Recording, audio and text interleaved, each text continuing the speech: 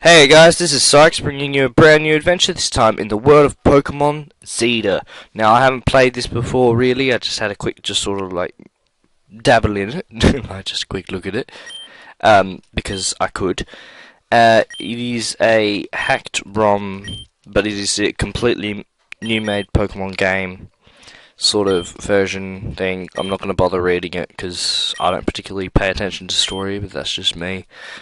But one of the things that is really good about this is the way you can play the game is really customizable.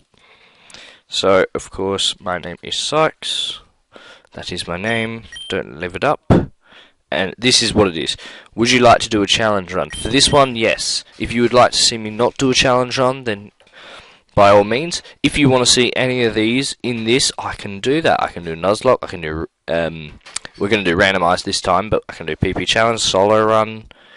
Yeah, I'm looking at definitely doing a Nuzlocke and a solo run as well, on top of a randomized, plus probably a normal, just so you guys can see just how much difference it can make for a Pokemon game. Now, I'm sorry about the screen, but that is just I can't fix that. This is the biggest I can get the game to be, and with the thing I use to capture video, that's the best I can do. Now you can turn your rival's swag on and off. I'll have it on for you guys. If that gets annoying, I'm sorry, but I don't know how to change that. Because apparently he's got a lot of swag. Alright, so let's do this stuff. Let's get right. I'm using the default settings for the key bindings, which aren't the best. It's basically up, down, left, right, and then A is enter, which is just above it, so it's slightly annoying. So here is our mother with her Lucario. One of the things I find weird about this game is your mother is the champion. And don't worry, that's not much of a spoiler. It literally says that in about 10 minutes time.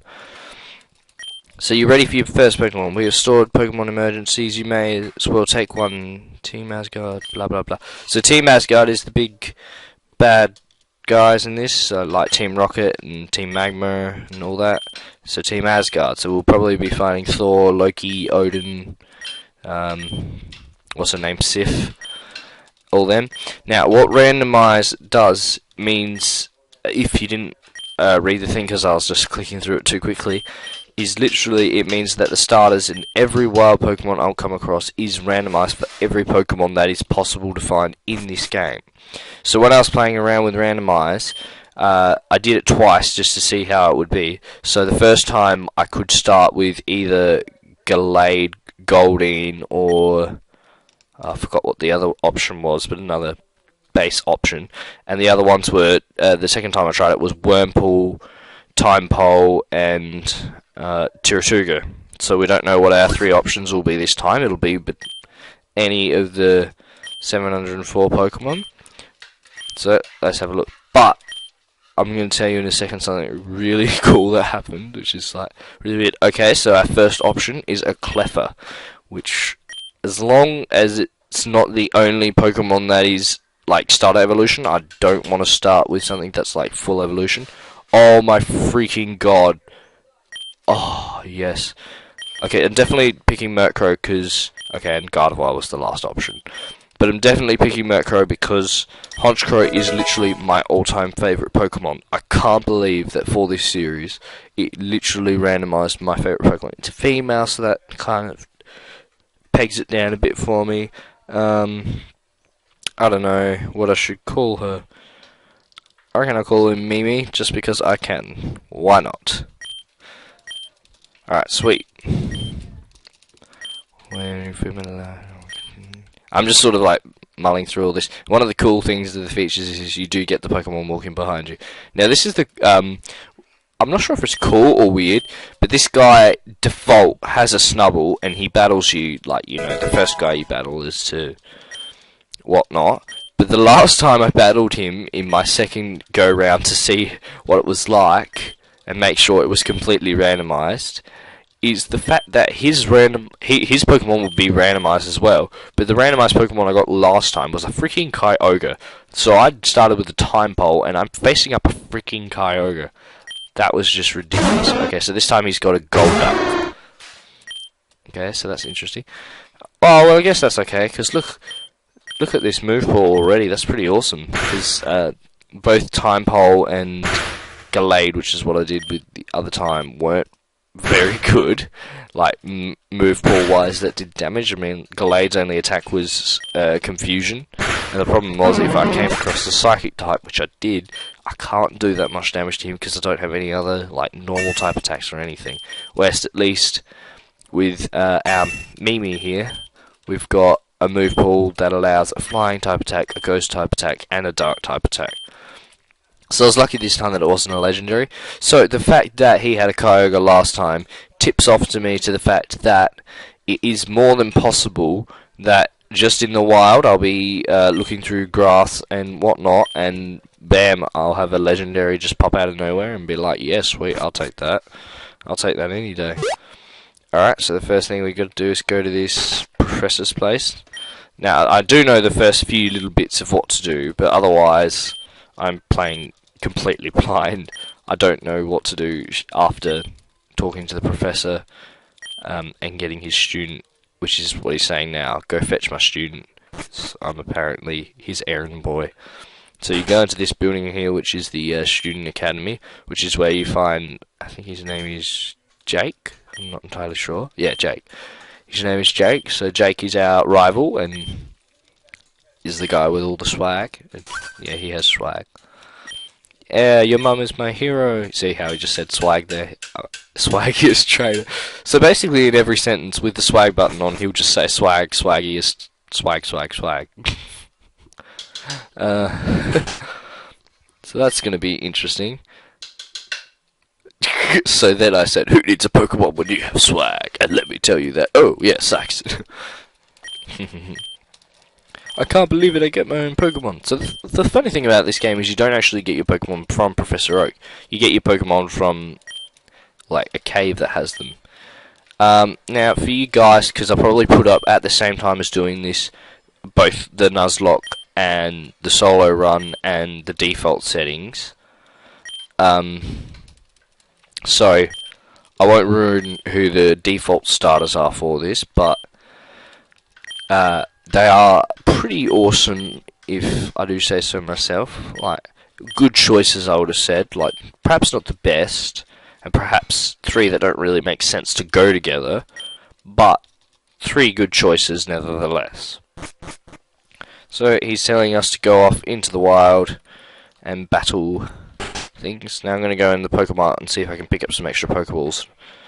I tend to do that first because in case I come across my rival really quickly or other trainers, I really want to have as many Pokeballs now as I can get, simply because of the fact that if the trainer per se is, I'm a dark type, okay, say he has a fighting type or something that's really good against dark. I don't really know too much about what's good against dark. Ghost maybe.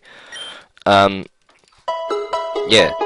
So if he does have a type that's effective against a dark type, then I'm going to get wiped out and lose all my money, which is this guy. This guy right here is our first battle. But before I do that, I'm just going to quickly try and catch one other Pokemon, which I think is quite good, that before your first battle you can at least sort of survey the area. Okay, sweet. So the first Pokemon I've come across, which again is randomized, has been a Staryu.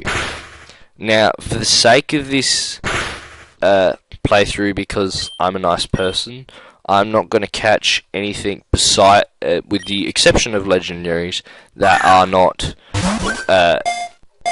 the first evolution. So for instance, I'm catching Staryu because it's a first evolution. So sweet, we caught ourselves a Staryu, which is genderless. Starfish are apparently genderless. But sweet, I like Staryu. I don't think I've ever really used him. What shall we call him? I'll call him Spee. Again, because I can. And it's also a reference to spin, because he spins. Spee, spin. Haha. That's my joke for the day. Hope you enjoyed it. There isn't going to be much more, who knows. Anyway, let's just quickly heal up our Pokemon, because I'm not sure if Spee would have been damaged by that.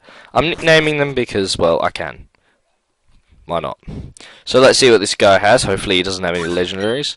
The second time I took to this guy, he had an Omanyte, and I was like, wow, sweet, I'd love it. So he's starting with a Barbacle. Wow, oh my gosh. Oh, that is a strange thing to start with. Okay then. It's not really graphic the best, but hey, they did the best they could. Good job for putting it in. So I've been told that this has every Pokemon from every region up to the new one, 6, but does have some of the Kalos region Pokemon in it. I can't tell you which ones. Apparently Barbacle is one of them, but I can honestly not tell you what the others are. It was said that perhaps it's just the starters and the legendaries, so I don't know. So apparently he's upping all his attack strength for defense, which probably wasn't the best idea because now I've completely destroyed him and he's very dead. So he can't really change that too much. Let's see what his second Pokemon is. I think it said Mismagius? Yes, Mismagius, that's right. So that's another interesting sort of Pokemon to have straight off the bat, but I do have the super effective sort of advantage over the Mismagius. So I could very well be facing off against a really low trainer who has a freaking Charizard or something, and that will be hilarious when that happens. I honestly wish I was recording the second time I tried this just so you could see the Kyogre coming out of nowhere. Oh sweet, a Machop. I'll take that, thank you very much. If you guys don't know, Machop is actually one of my permo team. And by permo team, I mean, like, if I want to play a game through seriously, one of the Pokemon I will use is a Machop, and then eventually evolve it, of course, into a Machamp. I'm not sure if I'll be able to do that this game, or not, or whether I'll just be able to get it to a Machoke, or not. Because I'm not entirely sure if it works exactly the same evolution-wise. Apparently there was some suggestion to the fact that the evolutions may have changed slightly, I don't know. So, what are we going to call Machop? We could call him Choppy. I know what we'll call him. Wog. That is a reference to Warhammer's Wah by the Orcs, because he's named Machop, and Chop, reference there. Bam. There's another joke. So we've got a Metapod here. We won't catch him. Butterfrees can be extremely OP, don't get me wrong, but I really don't want to be training a Butterfree during this playthrough. Because what the randomizer really does is it gives you a really diverse team. I mean, look at my team already. I've got a Murkrow, a Staryu, and a Machop. What is up? And holy shivers mabivers, there's a Torterra. Okay, so like I said, I'm not going to catch it simply for the fact that it's a Torterra. Had it been a Turtwig, I would have flipped my head and done a backspin or something. And, whoa, twice in a row we've got a third evolution starter with a Sceptile.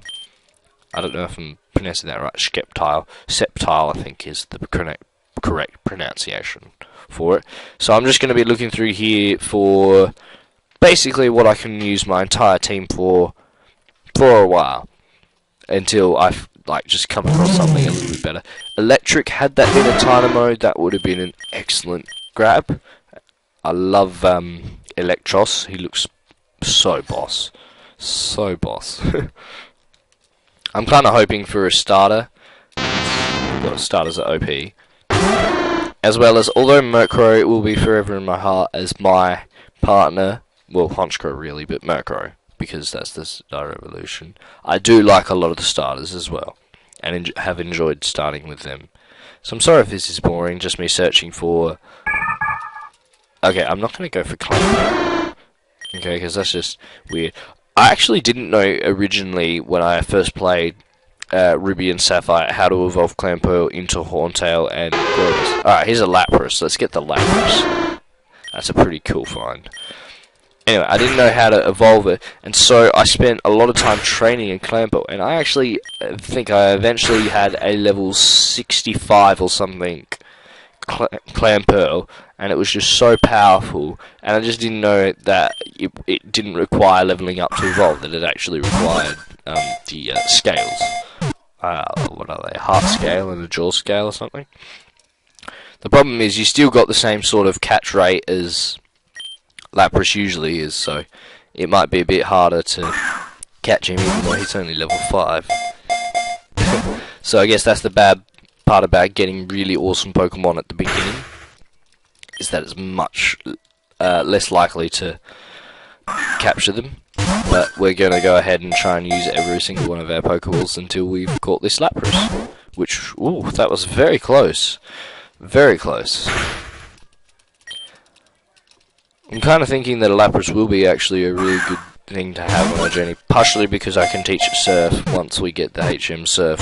Again, don't know where, don't know if I even need to use it, and I can travel Lapras back, which is how you're technically supposed to travel, because Lapras is one of the few Pokemon in the actual Pokemon world that you can technically ride on in water. All the starters, except for probably like Greninja, are probably also that would be true for, that you can ride them in water. Final evolutions of words. I say not Greninja because I don't think Greninja is actually that big, so I don't think you'd actually be able to ride it. But prove me wrong. Comment in the section and say, hey dude, it's like 5'7" or something, and like I don't know, 7 foot wide. It's huge. It's a big frog. So it's taking a lot to catch him. At least I know that he has a damaging move, like Water Gun, which is something that I need to tell you guys. I generally go for just damaging moves. I like a good move pool. Like I probably have like Hydro Pump, Ice Beam, I don't know, Bubble Beam maybe. If I catch this Lapras, maybe another Ice type attack, maybe Blizzard. So I'll generally sort of have the most powerful moves it can have that do damage, and that will be its entire base set. So I was pretty lucky with Murkrow that the fact that my Murkrow already had all damaging attacks, and although it's learnt Haze, which isn't a damaging attack, I'll take that over as soon as it gives it an option for a better damaging attack. Because that's just me, that's just how I play. There are certain exceptions to the rule, such as like Thunder Wave, Sleep Powder, Stealth Rock, things that I think are actually good working on their status. I generally won't use status moves that will up or down an enemy or my Pokemon's attack, defense, special, all their stats like that. I'll get moves that like put them to sleep, poison them, burn them, confuse them, that sort of stuff. Stuff that actually is kind of helpful. West, I think in a match, if you can just continually plow out damage, that's going to be way better than trying to change all their stats. And wow, how many Pokeballs did I have? Like a bajillion? I think it was maybe like 15 plus 5 or something, 4, so I would have had like 19 Pokeballs, and I've already used, what, 14 of them, and all have failed. That is sad on so many levels, and it's like on red HP, and it's been on red HP the entire time I try to capture it. Alright, so he's already fainted, and oh, Speedy actually has an item. I wonder what he's got. I'll have to check that after I've finished battling this Lapras. Alright, so let's try our luck with this Premier Ball, as that's, oh, I think Premier Balls are supposed to be more likely to catch things than Pokeballs. Oh, so close, we got 3 Wiggles. Wiggle that. There you go, there's another reference for you, random references. So I'm probably going to end this video after I've caught or failed to catch Lapras. Oh, so close again. Oh, I don't know if you guys at home are like, no. Every time it gets to the 3 Wiggle, I certainly am. I'm like, come on, I want this Lapras, come on. I haven't used a Lapras before, and I want to start now. Same as Staryu. I kind of want to use Staryu the entire playthrough. However,